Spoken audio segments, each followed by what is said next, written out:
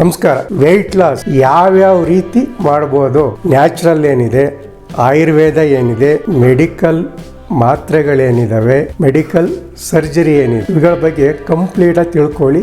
ಯಾರ್ಯಾರು ಯಾವ್ಯಾವನ್ನ ಮಾಡಬೇಕು ಅಂತಲೂ ತಿಳ್ಕೊಳ್ಳಿ. ಈಗ ಮೊದಲನೇದು ನ್ಯಾಚುರಲ್ ಆಗಿ ಅಂತಂದ್ರೆ ಡಯಟ್ ಮೇಂಟೈನ್ ಮಾಡಿ, ಅಂದ್ರೆ ಇಂಟರ್ಮಿಟೆಂಟ್ ಫಾಸ್ಟಿಂಗ್ ಆದರೂ ಮಾಡಿ, ಮತ್ತೆ ಎಕ್ಸಸೈಸ್ ಮಾಡಿ ಕರಗಿಸೋದು. ಅಂದ್ರೆ ಒಳಗಡೆ ಫ್ಯಾಟ್ ಅಥವಾ ಗ್ಲೂಕೋಸ್ ಅಂಶನ ಹೋಗೋದನ್ನ ತಡೆದು ಅದು ಡಯಟ್ ಇಂದ ಆಗುತ್ತೆ.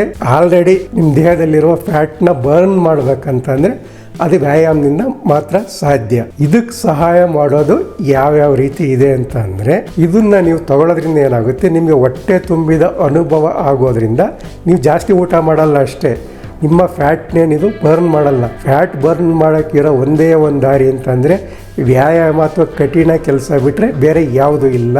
ಈಗ ಆಯುರ್ವೇದದ ಮಾತ್ರೆ ಇದು ಯಾವುದಪ್ಪ ಅಂತಂದ್ರೆ ಮತ್ತೆ ಕನ್ಫ್ಯೂಸ್ ಆಗಿಬಿಡಿ, ನಿಮಗೆ ಡಿಸ್ಕ್ರಿಪ್ಷನ್ ಬಾಕ್ಸಲ್ಲಿ ಲಿಂಕ್ ಇರುತ್ತೆ, ನೀವು ಬೇಕಾದರೆ ತಗೊಳ್ಳಿ. ಇನ್ನು ಉಳಿದ ಮಾತ್ರೆಗಳನ್ನ ವೈದ್ಯರ ಸಲಹೆ ಮೇರೆಗೆ ತಗೋಬೇಕು. ನೀವು ಪ್ರಿಸ್ಕ್ರಿಪ್ಷನ್ ತಗೊಂಡು ಆಮೇಲೆ ತಗೋಬೇಕಾಗುತ್ತೆ. ಇದು ನಿಮ್ಮ ರೆಫರೆನ್ಸ್ಗೆ ಮಾತ್ರ. ಈಗ ಮೊದಲನೇದು, ಈಗ ನೀವು ತಿಂದಿದ್ದು ಫ್ಯಾಟ್ ಇರುತ್ತೆ, ಫ್ಯಾಟ್ ಇಂದ ನೀವು ದಪ್ಪ ಆಗ್ತೀರಾ ಅಂತ ಗೊತ್ತು. ಈ ಕೊಬ್ಬನ್ನ ನಿಮ್ಮ ರಕ್ತಕ್ಕೆ ಸೇರದ ರೀತಿಲಿ ಮಾಡದೇ ಇರೋ ತರ ಮಾತ್ರೆ ಇದೆಯಾ? ಹೌದು ಇದೆ. ಇದ್ರ ಹೆಸರು ಆರ್ಲಿಸ್ಟ್ಯಾಟ್ ಅಂತ ಹೇಳಿ. ಇದು ನೀವು ಯಾವುದಾದ್ರೂ ಫ್ಯಾಟ್ ಜಾಸ್ತಿ ಇರುವಂಥದ್ದು ಅಂದ್ರೆ ಮಾಂಸಾಹಾರ ತಗೊಂಡಾಗ ಅದರಲ್ಲಿರೋ ಫ್ಯಾಟ್ನ 30% ವರೆಗೆ ನಿಮ್ಮ ಶರೀರಕ್ಕೆ ಸೇರ್ದೇ ಇರೋ ತರ ತಡೆದು ಬಿಡುತ್ತೆ ಸಣ್ಣ ಕರಳಲ್ಲಿ. ಇದು ಈ ಮಾತ್ರೆನೇ ನೀವು ಮಾಂಸಾಹಾರ ಅಥವಾ ಯಾವುದೇ ಫ್ಯಾಟ್ ಇರುವಂತ ಆಹಾರನ ಹೆಚ್ಚು ತಗೋಬೇಕಾದ 1 ಗಂಟೆ ಮುಂಚೆ ಸೇವನೆ ಮಾಡಬೇಕು. ಸೈಡ್ ಎಫೆಕ್ಟ್ಸ್ ಏನಪ್ಪಾ ಅಂತ ಕೇಳ್ತಿದ್ದೀರಾ? ಸೈಡ್ ಎಫೆಕ್ಟ್ಸ್ ಏನು ಇಲ್ಲ, ದುಡ್ಡಿನ ಸೈಡ್ ಎಫೆಕ್ಟ್ಸ್ ಇರ್ಬೋದು. ಎರಡನೇದು ಏನಪ್ಪಾ ಅಂತ ಅಂದ್ರೆ, ಈ ಫ್ಯಾಟ್ ಅಬ್ಸರ್ವ್ ಆಗ್ದಲೇ ಹಾಗೆ ನಿಮ್ಮ ಹೊಟ್ಟೆಯಲ್ಲಿ ಉಳ್ಕೊಳ್ಳೋದ್ರಿಂದ ಇದು ಬೇಗ ಹೊರಗಡೆಗೆ ಹೋಗುತ್ತೆ. ಅದರಿಂದ ನಿಮಗೆ ಪದೇ ಪದೇ ಬೇದಿಯ ಅನುಭವ ಆಗ್ಬೋದು. ಇದೊಂದು ಸೈಡ್ ಎಫೆಕ್ಟ್ ಈ ರೀತಿ ಇದೆ. ಇದನ್ನ ನೀವು ಮ್ಯಾನೇಜ್ ಮಾಡ್ಕೋಬೇಕು. ಮನೇಲಿದ್ರೆ ಯಾವುದೇ ಪ್ರಾಬ್ಲಮ್ ಇಲ್ಲ, ಹೊರಗಡೆ ಓಡಾಡೋರಿಗೆ ತೊಂದರೆ ಆಗ್ಬೋದು. ಇನ್ನು ತಿಂದ ಆಹಾರದಲ್ಲಿರೋ ಸಕ್ಕರೆ ಅಂಶ ರಕ್ತಕ್ಕೆ ಸೇರದೇ ಇರೋ ಥರ, ಲಿವರ್ಲೆ ತಡೆಯೋ ಥರ ಡಯಾಬಿಟಿಸ್ ಉಪಯೋಗಿಸೋಂಥ ಮಾತ್ರೆಗಳನ್ನ ತಗೋಬೇಕಾಗುತ್ತೆ. ಇದನ್ನ ಲಾಸ್ಟ್ ಪ್ರೋಸೆಸ್ ಆಗಿ ಇಟ್ಕೊಳ್ಳಿ. ಎಲ್ಲರೂ ಪ್ರಯೋಗ ಮಾಡೋದು ಬೇಡ, ನಿಮ್ಮ ರೆಫರೆನ್ಸ್ಗೋಸ್ಕರ ಇದನ್ನು ಹೇಳ್ತಾ ಇದ್ದೀನಿ ಅಷ್ಟೇ. ಇನ್ನು ಫ್ಯಾಟ್ ಆಯಿತು, ಶುಗರ್ ಆಯಿತು. ನೆಕ್ಸ್ಟ್ ಇನ್ನೊಂದು ತಂತ್ರ ಏನಪ್ಪಾ ಅಂತಂದ್ರೆ, ಮಾತ್ರೆ ಅದು ನಿಮಗೆ ಹೊಟ್ಟೆ ಹಸಿವು ಆಗದೇ ಇರೋ ಥರ ಮಾಡೋದು. ಮುಂಚೆ ನಾನು ಹೇಳಿದ್ದು ಹೊಟ್ಟೆ ತುಂಬಿದ ಅನುಭವ ಕೊಡುವಂಥದ್ದು. ಹೊಟ್ಟೆ ಹಸಿವು ಆಗದೇ ಇರೋ ಥರ ಮಾಡೋದು ಯಾವುದಪ್ಪ ಅಂತಂದರೆ ಬಪ್ರೋಪಿಯಾನ್ ಮತ್ತು ನೈಟ್ರೆಕ್ಸಜೋನ್ ಅನ್ನೋ ಕಾಂಬಿನೇಷನ್ ಮಾತ್ರೆ ತಗೋಬೇಕಾಗುತ್ತೆ.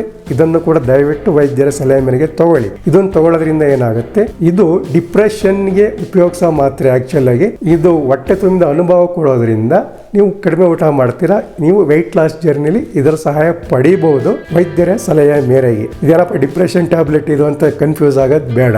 ಈ ನೈಟ್ರೆಕ್ಸಜೋನ್ ಅನ್ನೋದನ್ನ ಸಿಗರೇಟ್ ಚಟ ಇರೋಂಥವ್ರು ಬಿಡೋದಕ್ಕೂ ಕೂಡ ಉಪಯೋಗಿಸ್ತಾರೆ. ಇದ್ರ ಸೈಡ್ ಎಫೆಕ್ಟ್ ಅಂದ್ರೆ ಇದು ಕೂಡ ಕಾಸ್ಟ್ಲಿನೇ ಇದೆ, ದುಡ್ಡು ಕೂಡ ಇದರ ಸೈಡ್ ಎಫೆಕ್ಟ್. ಆಯುರ್ವೇದ ಮಾತ್ರೆ ಅಂತ ಅಂದ್ರೆ ಗ್ಲೂಕೋಮನನ್ ಅಂತ ಇದ್ರ ಹೆಸರು. ಇದು ಒಂದು ಗಿಡದ ಬೇರಿನ ಎಕ್ಸ್ಟ್ರಾಕ್ಟ್. ಆದ್ರಿಂದ ನೀವು ಇದನ್ನ ನ್ಯಾಚುರಲ್ ಪ್ರೋಸೆಸ್ ಆಗಿ ಆಯುರ್ವೇದ ಪ್ರಾಡಕ್ಟ್ ಆಗಿ ಇದನ್ನು ಉಪಯೋಗ ಮಾಡಬಹುದು. ಇದು ಕೂಡ ಹೊಟ್ಟೆ ತುಂಬಿದ ಅನುಭವ ನಿಮಗೆ ಕೊಡೋದ್ರಿಂದ ನೀವು ಕಡಿಮೆ ಊಟ ಮಾಡ್ತೀರಾ. ಇನ್ನು ಸರ್ಜರಿ ವಿಷಯಕ್ಕೆ ಬಂತ ಅಂದರೆ, ಒಂದು ಲೈಪೋಸೆಕ್ಷನ್ ಅಂತೇಳಿ, ಇನ್ನೊಂದು ಬೇರಿಯಾಟ್ರಿಕ್ ಸರ್ಜರಿ ಅಂತೇಳಿ. ನೋಡಿ, ಇವೆರಡನ್ನ ನೀವು ಲಾಸ್ಟ್ ಪ್ರೋಸೆಸ್ ಅಂದರೆ ಯಾವಾಗಪ್ಪ ಅಂತ ಅಂದರೆ, ನಿಮಗೆ ವೆಯ್ಟ್ ತುಂಬ ಜಾಸ್ತಿಯಾಗಿ ಅದರಿಂದ ಕಾಯಿಲೆಗಳು ಬರ್ತಾ ಇದ್ದಾವೆ.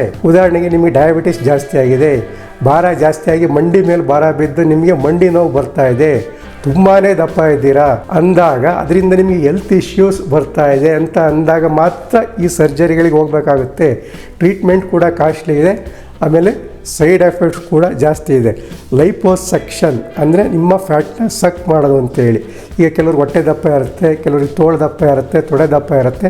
ಅಂಥ ಪರ್ಟಿಕ್ಯುಲರ್ ಜಾಗದಲ್ಲಿ ಫ್ಯಾಟ್ನ ಸಕ್ ಮಾಡಿ ಬಾಡಿಗೆ ರೀಶೇಪ್ ಕೊಡುವಂಥದ್ದು. ಈ ಫ್ಯಾಟ್ ಕರಗಿ ರಕ್ತದಲ್ಲಿ ಸೇರಿಕೊಂಡು ಕೆಲವೊಮ್ಮೆ ಶ್ವಾಸಕೋಶಕ್ಕೆ, ಲಂಗ್ಸ್ಗೆ ಸೇರ್ಕೊಳ್ಳೋ ಚಾನ್ಸಸ್ ಇರೋದ್ರಿಂದ ಡಾಕ್ಟರ್ಗಳು ಇದನ್ನ ಮುನ್ನೆಚ್ಚರಿಕೆ ಕ್ರಮ ವಹಿಸಬೇಕಾಗುತ್ತೆ. ಇಲ್ಲ ಅಂತಂದ್ರೆ ಇದರಿಂದ ಸಾವುಗಳಾಗೋ ಚಾನ್ಸಸ್ ಕೂಡ ಇರುತ್ತೆ. ಇನ್ನು ಬೇರಿಯಾಟ್ರಿಕ್ ಸರ್ಜರಿ ಅಂತ ಅಂದ್ರೆ ಕಂಪ್ಲೀಟ್ ನಿಮ್ಮ ಬಾಡಿಯಲ್ಲಿರೋ ರಕ್ತನ ಯಾವ ರೀತಿ ತೆಗಿತಾರೋ ಆ ರೀತಿ ಫ್ಯಾಟ್ನ ಹೊರಗಡೆ ತೆಗಿತಾರೆ. ಆ ರೀತಿ ತೆಗೆಸ್ಕೊಂಡು ಸಣ್ಣ ಆಗ್ತಾರೆ. ಸಣ್ಣ ಆದ್ಮೇಲೆ ಮುಗೀತು ನಾವು ಹೀಗೆ ಇರ್ತೀವಿ ಅಂತ ಅನ್ಕೋಬಾರ್ದು. ಆಮೇಲೆ ಕೂಡ ನೀವು ವ್ಯಾಯಾಮ ಮತ್ತೆ ಡಯಟ್ನ ಮೇಂಟೈನ್ ಮಾಡಬೇಕಾಗುತ್ತೆ. ಇಲ್ಲಾಂದ್ರೆ ಮತ್ತೆ ದಪ್ಪ ಆಗೋದು ಗ್ಯಾರಂಟಿ. ಎಲ್ಲದಕ್ಕಿಂತ ಮುಂಚೆ ನಾನು ಮುಂಚೆಯಿಂದ ಹೇಳ್ತಾನೆ ಬಂದೀನಿ ಬೇರೆ ವಿಡಿಯೋಗಳಲ್ಲಿ, ನೀವು ದಪ್ಪ ಆಗೋದಕ್ಕೆ ಕಾರಣಗಳೇನು, ದಪ್ಪ ಆಗೋದಕ್ಕೆ ಕಾರಣಗಳಾದ ಮೂಲ ಕಾರಣಗಳನ್ನ ಸರಿ ಮಾಡ್ಕೋಬೇಕಾಗತ್ತೆ. ಮೊದಲನೇದು ಥೈರಾಯ್ಡ್ ಪ್ರಾಬ್ಲಮ್ಮು. ನಿಮಗೆ ಹೈಪೋಥೈರಾಯ್ಡಿಸಮ್ ಅಂದರೆ ಥೈರಾಕ್ಸಿನ್ ಕಡಿಮೆ ಆದರೆ ನೀವು ದಪ್ಪ ಆಗ್ತೀರಾ, ಥೈರಾಕ್ಸಿನ್ ಜಾಸ್ತಿ ಆದರೆ ಸಣ್ಣ ಆಗ್ತೀರಾ. ಅದರಿಂದ ಇದನ್ನು ಮೇಂಟೈನ್ ಮಾಡಬೇಕಾಗುತ್ತೆ.